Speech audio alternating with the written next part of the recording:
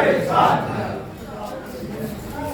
आज की कन्वेंशन के अध्यक्ष साथी बलवान जी, संचालनकर्ता साथी बलराम जी, हमारे करनाल जिला के सचिव साथी बलराज जी और बहादुर नौजवान रिटायर्ड साथियों। अभी नौजवान क्यों कहा मैं बता रहा हूँ आपको। मैं 8 तारीख को भी इसी हाल में था और सर्व कर्मचारी संघ की कन्वेंशन थी। मैं और हमारे जो जनरल सेक्रेटरी हैं स्टेट के साथी नरेश यहाँ आए थे। उनकी संख्या के मुकाबले में आपकी संख्या 3-4 गुनी ज्यादा है। अभी बताओ शाबाश। तो इसलिए नौजवान कहा, वो बूढ़े हो गए इसलिए कम आए। तो साथियों ने बहुत सारे मुद्दे, बहुत सारी बातचीत रख दी है। मैं उसको बिल्कुल भी रिपीट नहीं करूंगा, ना ही ज्यादा समय, क्योंकि आप 9, साढ़े 9 के आए हुए हैं। 10 बजे जब मैं पहुंचा था तो हाथ भरा हुआ था उस समय। तो साथियों, हमें जो हमारी स्थिति है, हम सारे कौन हैं? जब 86 में ये सर्व कर्मचारी संघ बना था हरियाणा के अंदर, 14 दिसंबर 1986 को, आप में से ज्यादातर लोग उस समय सर्विसेज के अंदर थे और उसके बाद से आप लगा चल रहा था। यूनिवर्सिटी के अंदर यूनिवर्सिटी कर्मचारियों का आंदोलन था साथी बाबूराम गुप्ता के नेतृत्व में, और वहां एक छात्र नेता की हत्या हुई थी। उस सारी चीजों को लेकर सर्व कर्मचारी संघ बना और सर्व कर्मचारी संघ ने फिर आंदोलन शुरू किया। बंसीलाल की सरकार थी 87 में और बंसीलाल अकड़ गया था, मांगे मानने के लिए तैयार नहीं था। चौथे वेतन आयोग की मांग थी, लेकिन बंसीलाल को झुकाया, मांगे भी मनवाई। जैसे कहते हैं ना, 100 प्याज भी खाए 100 और 100 रुपए भी दिए, तो ये वो स्थिति थी। 100 जूते भी खाए, फिर उसके बाद हारा 2 साल के अंदर जाके। वो कर्मचारियों की देन थी उसका हारना। तो साथियों, वो जो स्थिति थी वहां से आप निकाल के गए। मैं ये इसलिए भूमिका रख रहा हूँ कि हमें ये तुलना करनी पड़ेगी इस 10 साल से और पिछले कार्यकाल से। सर्व कर्मचारी संघ बंसीलाल के खिलाफ लड़ा, 93 के अंदर भजनलाल के खिलाफ लड़ा, टर्मिनेट हो गए थे आप लोग। करनाल पानीपत एक ही जिला था, 800 अध्यापक टर्मिनेट थे उस समय। इसी तरीके से 97 में फिर बंसीलाल आ गया, 96 में, 97 में नगर पालिका की हड़ताल, नर्सों की हड़ताल। तो इस तरीके से आप लगातार आंदोलन की चैन देखते हैं। फिर चौटाला, फिर हुड्डा साहब, हुड्डा के टाइम में भी कई हड़तालें की हमने और मांगे हासिल की। मैं ये कहना चाहता हूं कि हम किसी सरकार के पिछलग्गू नहीं है, लेकिन 2014 से पहले और 2014 के बाद क्या परिवर्तन है? 2014 से पहले जिस सरकार के खिलाफ आप आवाज उठाते थे, आप अगर 10 मांग लेके गए हैं तो 4-5 मांग अपनी हासिल करके वापस तब आते थे। लेकिन 2014 के बाद सर्व कर्मचारी संघ की लगातार हड़तालें हैं, लगातार लड़ाई है। रिटायर्ड कर्मचारी संघ जब से गठन हुआ इसका लगातार आंदोलन है, लेकिन सरकार ने किसी की भी एक मांग मानी नहीं है। तो इसलिए इस सरकार के चरित्र में और पहले की सरकारों के चरित्र में ये फर्क है।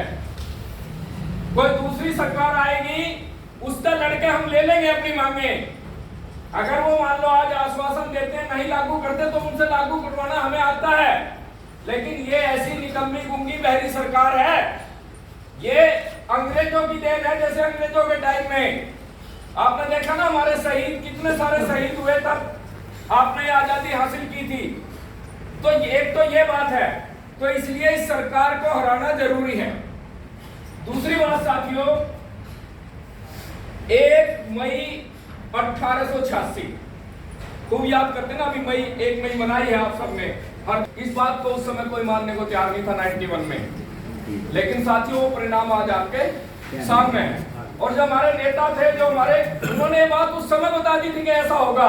उन्होंने कहा था कर्म अपॉइंटी होंगे, उन्होंने कहा था घंटों के आधार पर नौकरियां होंगी। आज आपकी यूनिवर्सिटी कॉलेजों के अंदर जो एक्सटेंशन लेक्चरर लगे हुए हैं, वो किस आधार पर हैं? उनको घंटे के आधार पर, पीरियड के आधार पर पैसे मिलते हैं। तो साथियों, ये कौशल रोजगार निगम क्या है? ये इस सरकार की देन है। ये कौशल रोजगार निगम है कच्ची नौकरी की पक्की व्यवस्था। तो ये तो एक हालात बदले हैं। और अगर ये सरकार तीसरी बार आपने चुन ली, वोट आपका अधिकार है, जिसको चाहे दे के आना, लेकिन मैं आपको आगाह कर रहा हूं, अगर ये सरकार तीसरी बार आपने चुन ली तो क्या परिणाम होंगे। आपके वो जो पुरानी स्थिति थी ना, अब क्या है, 8 घंटे काम करते हो आप सप्ताह में, 5 दिन से गुणा कर लो, 40 घंटे से ज्यादा नहीं है किसी के। जो 400 प्लस 117, 404 प्लस 117 इतने चाहिए पास कराने के लिए। 4 श्रम संहिताएं तैयार हैं वर्किंग क्लास का शोषण करने के लिए।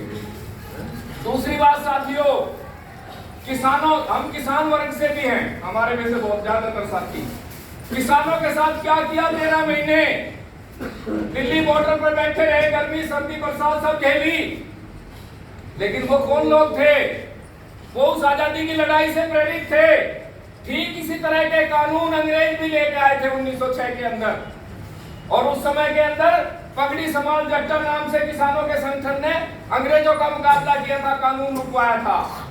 मोदी ने कोशिश की थी, ये कानून पास होता तो क्या होता। ये जो आपको आज सेब नजर आता है बाजार में, ये जो 370 खुश होते हैं, हम 370 ने करा क्या है, जम्मू कश्मीर में अडानी और अंबानी का बिजनेस शुरू हो गया है। केवल ये चेंज है, हमारे में से किसी ने प्लाट नहीं खरीद लिया वहां जाकर के, ना उग्रवाद रुका है। 1067 लोगों की उग्रवाद की घटनाएं हैं उसके बाद से, जिस दिन कानून इन्होंने तोड़ा है उसके बाद। आप लगातार देखो, कल परसों भी आई हुई थी हमारे, उग्रवाद को याद होगा, हमारे प्रधानमंत्री को याद नहीं है। हमारे कारगिल के शहीद साथी की विधवा थी वो, जिसको वहां पर नंगा घुमाया गया। कारण क्या है मणिपुर का? मणिपुर में 2 समुदाय हैं, एक मैतेई समुदाय, एक आदिवासी है। यह सरकार मैतेई बहुमत में है, मुख्यमंत्री मैतेई समुदाय का है, बीजेपी का है। सरकार जो आदिवासियों के पास जंगल है, वो जंगल अडानी और अंबानी को देना चाहती है। ये मसला ये है, इसलिए प्रधानमंत्री नहीं बोलता। और ये करते क्या है, 2 समुदाय में लड़ाई कराओ और एक समुदाय को अपने साथ लेकर सरकार कायम कर दो। हरियाणा आपका बहुत अच्छा उदाहरण है इसका। यहाँ जिस तरीके से आरक्षण आंदोलन सरकार ने ही कराया था, सरकार के ही पिट्ठू आए थे, और उसके बाद जो हाल आपस में विभाजन का किया, परिवार को बांटते हैं। आप झारखंड में देख लो, हेमंत सोरेन, अजीत पवार, शरद पवार का सगा भतीजा, वो इनके साथ है। पासवान को बांटा हुआ था, पहले एक को गोद में ले लिया, भाई को, भतीजा बाहर था, अब वो लड़के को ले लिया, भाई बाहर है। मतलब हर जगह इनका काम है समाज में विभाजन करके अपना राज कायम रखना। ये आपकी कोई मांगे नहीं देना चाहते, ये पेंशन इनका एजेंडा नहीं है। एक और बात साथियों, अगर ये सरकार आ गई, आपकी पेंशन के लिए पीएफआरडीए बिल तैयार करा है। बिजली बिल जो हम सबको प्रभावित करता है, 2003 से शुरू हुआ था, 2003 का 2024 हो गया। वो हर साल उसका साल बदल जाता है। बिजली बिल 2003, 2004, साथी बैठे बलवान जी पुराने बता देंगे कि कब से चल रही है बिजली के